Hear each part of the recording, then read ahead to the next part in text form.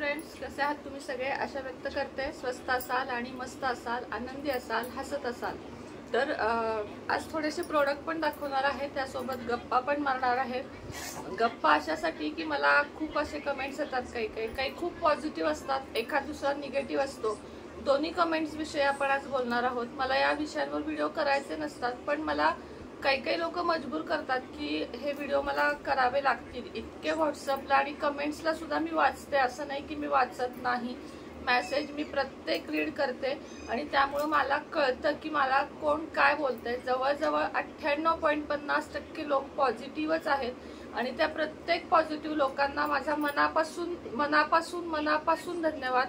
खूप वेळा मी तुमची ऋणी आहे की तुम्ही मला समजून घेतात। पण जे 1% लोक आहेत ना, ती विनाकारण मनस्थिती हलवायला, आणि ती आमच्या घरातलीच 100% मी सांगते की ती आमच्या आसपासचीच माणसं आहेत आणि म्हणजे किंवा नसतीलही, मी म्हणते असं नसतीलही, पण त्या 1% लोकांना मला आज काहीतरी सांगायचंय। एक कमेंट मला असा आला, व्हॉट्सअपला आला, जो कमेंट खाली आला होता तो पॉझिटिव्हली होता की तू मंगळसूत्र घालू नकोस। पण जो व्हॉट्सअपला आणि ईमेलला आला होता तो इतका कमेंट विचित्र होता की तू आता मंगळसूत्र घालू नकोस, तू जर त्याच्यापाशी राहत नाहीस तर तू ते का घालतीस, ते पहिलं काढून टाक त्याच्या नावाचं। लक्षात घ्या, फक्त पतीच्या नावाचंच मंगळसूत्र घालावं, हे आपल्या पूर्वजांनी आपल्याला लिहून दिलेलं आहे, हे बरोबर आहे की पतीच्याच नावाचं घालावं मंगळसूत्र। पण पतीला सोडून दिलं किंवा पतीनं आपल्याला दिलं किंवा काही जणी तर पती मृत पावल्या तरी सुद्धा ते मंगळसूत्र काढत नाहीत, कारण त्यांच्या मनात त्या मंगळसूत्राविषयी आदर असतो आणि माझ्या मनात सुद्धा मंगळसूत्राविषयी आदर कायम राहील। मंगळसूत्रानं किंवा त्या दागिन्यानं किंवा जे मी 7 फेरे घेतले होते ते मी अगदी मनापासून घेतले होते आणि त्या 7 फेऱ्यात माझं कधीही असं मनात सुद्धा नव्हतं की माझा हा संसार असा होणार आहे। मी ज्या आणाभाका किंवा ज्या शब्द घेतल्या होत्या त्या खऱ्या घेतल्या होत्या आणि मी त्या शेवटपर्यंत निभावल्या होत्या। मी त्यात कुठंही चुकलेली नाहीये आणि मी न चुकलेले आरोप माझ्यावर केल्यामुळं माझा म्हणजे मी तिथून निघून आलेली आहे, मला कुणी तिथून काढलेलं नाही। हे पण क्लिअर करते की कुणाला वाटतं की मला त्यानं घराबाहेर काढलं, बिलकुल नाही। मी एकदा सोडून 2दा नाही 3दा घर सोडलं, 2दा माघारी गेले की काही बदल होत आहे का, पण नाही, जैसे थे। अगदी परवाच्या फोनपर्यंत सुद्धा मला फक्त शिव्या आणि माझ्याबद्दल माघारी वाईट बोललेलं ऐकण्यात आलेलं आहे आणि तुमचं मला माहित नाही, पण मला माझा स्वाभिमान इतका महत्वाचा आहे की मी काहीही केलं तरी माझा स्वाभिमान मोडू शकत नाही। माझ्या मुलाविषयी पण बोलण्यात आलं की तो कुठला होतो इंजिनियर, तो फक्त 2 वर्षात इंजिनियर होईल आणि मी त्याला करून दाखवेन आणि माझ्या मुलांना आणि माझ्या मुलीला दोघांनाही मी इतकं उच्च शिक्षण देईन की त्या दिवशी बोलणाऱ्याचं तोंड बंद होईल। आत्ता माझ्याकडे बोलायला काही नाहीये, कारण ते सगळं व्हायचं आहे, पण फक्त 2 वर्ष थांबा। ज्यानं मला बोललंय हे वाक्य की मुलाचं वाटोळं केलं, त्याला मी सांगते हे की फक्त 2 वर्ष थांब। माझा मुलगा उच्च शिक्षित, उच्च नोकरी करत असेल आणि त्याच्याकडे घर गाडी सगळं असेल आणि तुझे बद्दुए त्याला आशीर्वाद रूपी लागतील, हे पण सांगते, कारण त्याच्या पाठीमागं महाराजांची भक्ती करणारी आई आहे, साक्षात महाराज त्याच्या पाठीमागं आहेत। त्यामुळे माझ्या मुलांच्या केसालाही धक्का लागू शकत नाही जोपर्यंत मी सेवेत आहे।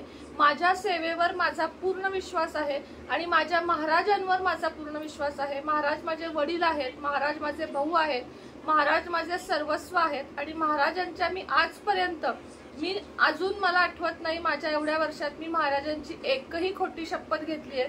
पण तुम्हा सगळ्यांना मी सांगते की मी महाराजांची शपथ, मी माझ्या संसारात कुठेही कधी कमी पडले नाही, चुकले नाही। मी ना कुठली लज्जास्पद गोष्ट केली आहे की मी स्वतःला कमी मानून तिथपर्यंत जावं। ती व्यक्ती म्हटली की ही आता नाक घासत तिथपर्यंत येईल, स्वप्नात सुद्धा मी कधी नाक घासत कुणाच्या कुठपर्यंत जाणार नाही। मी स्वाभिमानानं जगेन।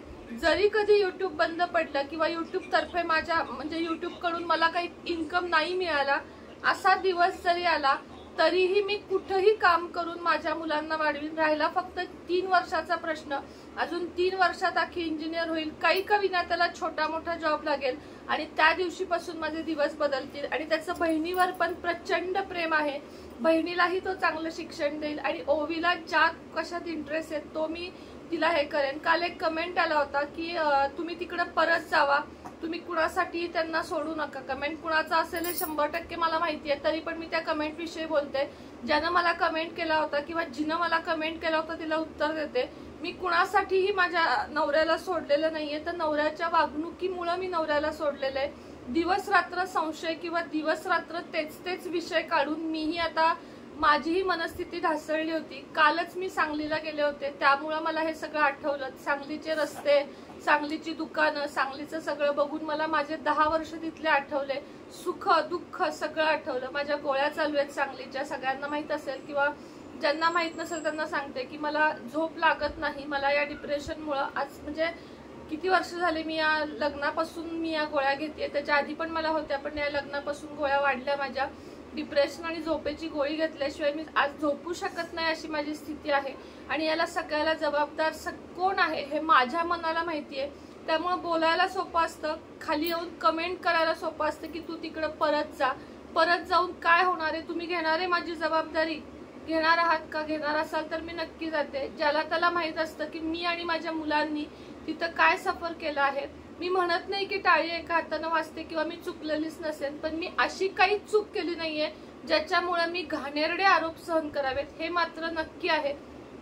आणि त्यामुळे मला त्या घरात जायचं नाही. काल सांगलीला गेल्यामुळं खूप काही आठवणींना उजाळा मिळाला. मी जिथं जिथं जायचे, दांडेकरांचं दुकान असेल, सराफांचं दुकान असेल, तिथं काल ताईला थोडी खरेदी करायची होती, म्हणजे किरकोळ अगदी, म्हणून गेलो होतो. तर ते सगळं बघितलं आणि मी तिथं काय काय घ्यायचंय आठवलं. तिथली मला चांदीची मूर्ती आठवली स्वामींची, जी मला घ्यायची होती. तिथला स्टाफ माझ्या जवळ आला की ताई तुम्ही बऱ्याच दिवसानं दिसताय, सांगलीत नाही, आता कळलं आम्हाला. म्हणजे खरं सांगते की इतक्या लोकांचं प्रेम मिळालंय ना मला की आता प्रेमासाठी मी भुकेलेली नाहीये. तुम्ही सगळे माझ्यावर इतकं मनापासून प्रेम करता की मला आता खरं सांगते, महाराज आणि तुम्ही जोपर्यंत सोबत आहात तोपर्यंत मला कशाचीही गरज नाहीये. त्याचप्रमाणे मला हाही कमेंट आला होता की तू लग्नाचा विचार कर. बघा, लग्न म्हणजे खेळ नाहीये. एकदा सोडून दोनदा ताक फुंकून पिल्यासारखं आता मला म्हणजे झालेलं आहे. माहित नाहीये तो डिसिजन मी घेईन का नाही, शक्य नाहीये तो डिसिजन घेणं माझ्यासाठी. कारण मला आता माझी मोठी मुलं आहेत आणि मला त्या मुलांना वाढवायचं हे ध्येय आहे माझं, ना की आता मी माझं बघत बसू. ते आता म्हणजे ते बहुतेक म्हणण्यापेक्षा 100% सांगते की तो विचार आता माझ्या डोक्यात कधीच येणार नाहीये. कारण मला माझ्या मुलांसाठी जगायचंय, मुलांना वाढवायचंय. तर कृपया कमेंट करताना थोडा विचार करा की तू तिकडं परत जा किंवा तो जमाना निघून गेलाय आता की नवऱ्याशिवाय काही नसतं, नवऱ्याशिवाय कोण नसतं. अशा असंख्य स्त्रिया आहेत. 100तल्या 50 स्त्रिया आज एकट्या राहतात, एकट्या मुलांना वाढवतात, एकटं सगळं करतात. अरे माझ्याकडे तर चांगलं तुमच्यासारखं म्हणजे तुमच्यासारखी फॅमिली आहे. बायका धुणं भांडी करून सुद्धा मुलं वाढवतात. ज्यांना वाढवायचंय ना त्या कुठेही वाढवतात. आणि ज्यांना वाईट वागायचंय ना, हेही सांगते, ज्या महिलांना वाईट वागायचंय त्या मुलं नवऱ्याकडे सोडून येतात चक्क की माझ्यावर जबाबदारी नको, मला जसं जगायचं तसं मी जगीन. मी तसं केलेलं नाहीये. मी मुलंच काय, मी माझा डॉगी म्हणजे माझं कुत्र सुद्धा घेऊन आलीये. याचा अर्थ मी जबाबदाऱ्यांपासून पळणाऱ्यातली नाहीये, तर जबाबदाऱ्या स्वीकारणाऱ्यातली आहे. आव्हानं स्वीकारणं मला आवडतं आणि स्वामी जितकी माझी परीक्षा घेतील ना तितक्या त्या परीक्षांमध्ये पास व्हायलाही मला आवडतं. आणि स्वामी जेवढी परीक्षा घेतील, जेवढी घेतील, महाराजांना नम्र विनंती आहे की अजून घ्या परीक्षा हरतायत का आपली भक्ती जिंकतीये हेच मला बघायचंय. मला माहितीये भक्ती जिंकणार आहे आणि परीक्षा एक दिवस हरणार आहे. परीक्षेचा काळ असतो, काही दिवस पैशानं आपली परीक्षा घेतली जाते, काही दिवस मानसिक. काल मला मॅडम डॉक्टर पण म्हटल्या की म्हणजे स्वतः मॅडम माझे व्हिडिओ बघतात मिरजच्या, त्या सुद्धा म्हटल्या की तुमच्यामध्ये खूप सारा टॅलेंट आहे आणि तुम्ही या गोष्टीला महत्व देत बसू नका. आता तुम्ही उलट आनंदाने जगा. जर तुमच्या आयुष्यात तिथं खूप त्रास होत होता, तुम्हाला मानसिक त्रास होत होता, आता मानसिक त्रास ज्याला होतो की नाही त्यालाच कळतो. आता कदाचित माझा नवरा म्हणेल हिला मी त्रास देत नव्हतो, मी म्हणेन मला तो त्रास देत होता. म्हणजे त्याची बाजू वेगळी आहे आणि माझी बाजू वेगळी आहे. माझी बाजू मी ही मानते की हो मला त्रास मानसिक होत होता, मला काही शारीरिक त्रास किंवा मारहाण झालेली नाहीये आणि मी ती सहन पण करणार नाही कधी. पण जो मला मानसिक त्रास झालाय ना त्याची भरवणूक कुणीही करून काढू शकत नाही. आणि जे आता मी माझ्या मुलांना वाढवताना स्ट्रगल करते ना, आता 7 महिने झाले जवळजवळ मी वेगळी राहते. मुलांना वाढवताना जे मी स्ट्रगल करते ते तर खूप वेगळे. एक परवाच्या फोनला असं ऐकण्यात आलं की घरातल्या वस्तू तिला एवढ्यासाठी पाहिजेत की त्या विकून तिला फी भरायची. आणि खोटं वाटत असेल ना तर मी 1-2 दिवसाच्या फोनमध्ये त्याचं रेकॉर्डिंग टाकीन, वाटलं तर इथं रेकॉर्डिंग तुम्हाला ऐकू येईल की वस्तू विकून मला फी भरायची. इतकी वेळ माझ्यावर अजून महाराजांनी आणली नाही आणि ना कधी आणणार आहेत. मी माझ्या दोन्ही मुलांची संपूर्ण फी या 2 वर्षाची भरलेली आहे. माझ्या पाठीमागे माझे महाराज आहेत, आई वडील आहेत, बहीण आहे, सगळेजण मला व्यवस्थित मदत करतात आणि मला मदत करून त्यांचे मी ते परतही करते. त्यामुळे अशी वेळ माझ्यावर कधी येणार नाही. तिथं राहत असताना सुद्धा माझ्या मुलाची फी, तो मुलगा माझा होता म्हणून माझ्या मुलाची फी माझी आई भरायची, माझी परिस्थिती नव्हती. तर हेही तुम्हाला क्लिअर सांगते. आणि माझ्या आईनं त्या संसारात पैशाच्या रूपानं खूप जास्त मदत केली आहे, खूप जास्त मदत केली आहे. कधीही माझ्या मुलाचा खर्च त्याच्यावर पडून दिलेला नाहीये. आणि शेवटी त्यांनी दाखवून दिलं की दत्तक घेतलेला मूल हे दत्तकच असतं आणि रक्ताचं सुद्धा रक्ताचं असूनही ते माझ्याकडे आहे. म्हणजे काय असतं सांगू का तुम्हाला, की दत्तक आणि स्वतःचं ह्याच्यामध्ये जो फरक असतो, जे आपण म्हणतो की नाही बाबा स्वतःचं ते त्या माणसानं फरक मला दाखवून दिला. भरपूर बोलला माझ्याविषयी, खूप घाणघाण बोलला, जी भाषा मी इथं सांगू शकत नाही, पण मी रेकॉर्डिंग 1-2 दिवसात देणार आहे तुम्हाला ते, की माझ्याबद्दल ती व्यक्ती काय बोलली. आणि हे बोलणं एका स्त्री बाबतीत, स्त्रीच्या चारित्र्याबाबतीत असं बोलणं हा मोठा गुन्हा आहे. आणि हा गुन्हा मी आता डायरेक्ट दाखवणार आहे, जिथं दाखवायचा तिथं. मला हे सहन झालेलं नाहीये आणि मी हे सहनही करणार नाहीये. ना डोळ्यातनं आता अश्रू काढणार आहे. आता लढायचंय फक्त मला. आता माझे हक्काचं मी सगळं लढून घेणार आहे, ना की रडून किंवा भीक मागून घेणार आहे. द्या द्या द्या म्हणण्याचे दिवस आता संपले. खूप वेळा गोडीत मागितलं, खूप वेळा रागात मागितलं, खूप वेळा गोड बोलले की माझं फक्त मला युट्यूबचं बटन आणि माझं काही तिथे साहित्य ते मला द्या. अरे माझ्याच वस्तू मी का मागायच्या? तुम्ही म्हणाल परत परत तेच तेच बोलती, पण संताप होतो डोक्याचा. आणि संताप झाला की मी हे बोलते की लोक तुम्ही मला असं का सांगता की मंगळसूत्र काढ वगैरे. अरे का काढायचं मी मंगळसूत्र? मी माझ्यासाठी हे घातलेलं आहे, माझ्या संरक्षणासाठी मी हे घातलेलं आहे, ना की माझं पतीवर प्रेम होतं किंवा नव्हतं म्हणून घातलेलं आहे. लग्न करताना आणाभाका घेतल्या होत्या मी आणि त्या मी तोडल्या नाहीयेत, त्या समोरच्या व्यक्तीनं तोडल्यात.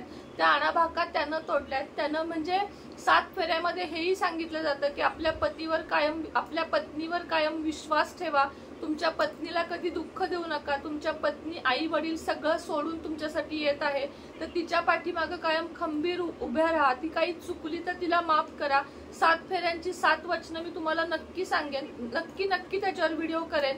तर त्या 7 फेऱ्यातले एक सुद्धा त्यानं मला कधी आजपर्यंत सपोर्ट केलेला नाहीये, कुठल्याच गोष्टीत सपोर्ट केलेला नाहीये. तर तरी सुद्धा मी आज त्याच्याच नावचं गळ्यातलं घालतेय. हे खंबीरपणे सांगते की हे गळ्यातलं त्याच्याच नावचं आहे आणि ते मी काढणार नाही जोपर्यंत मला वाटत नाही. ज्या दिवशी मला वाटेल की आता हे गळ्यातलं मला घालायचं नाही त्या दिवशी मी हेही काढेन. पण तसे कमेंट करू नका, मन खूप दुखतं, लक्षात ठेवा. अशा कमेंट्सनी मन खूप दुखतं की मंगळसूत्र काढ वगैरे का म्हणून ना. असं तुम्ही मला का बोलता? मी माझ्या मुलांची आई म्हणून हे घालीन किंवा मी एक सवाष्ण म्हणून हे घालीन. मी काही विधवा नाहीये की मी ते काढून टाकायचं. का काढायचं मी? त्यामुळे कमेंट करताना कृपया कुणाचं मन दुखणार नाही याचा विचार करा. जाऊ दे, चला आता तुम्हाला प्रोडक्ट दाखवते. फेस सिरम जे चेहऱ्यासाठी खूप उत्तम आहे, नक्की घ्या. ग्लॅमेशियस कंपनीचं स्किन इल्युमिटिंगचं फेस सिरम हे आहे, हे एक छान आहे. त्याचप्रमाणे गोल्ड फेस सी सिरम हे पण खूप छान आहे. थोडंसं एक्सपेन्सिव्ह आहे पण अत्यंत सुंदर असं हे सिरम आहे. त्यानंतर साबणावर आत्ता ऑफर चालू आहे. हा बघा, हा चारकोल साबण आहे. त्याचप्रमाणे गोट मिल्क लहान मुलांच्या त्वचेसाठी साबण आहे. ॲलोवेरा साबण आहे. या सगळ्यावर आत्ता सूट आहे. बीटरूट सोप आहे, बीटरूट. त्यानंतर पंचामृत सोप आहे. त्यानंतर पिगमिटेशन सोप आहे आणि गोल्ड सोप आहे. एवढे सोप आहेत. अजून कुठला राहिला का? चारकोल दाखवला, पिगमिटेशन आहे, डिटॅन सोप आहे.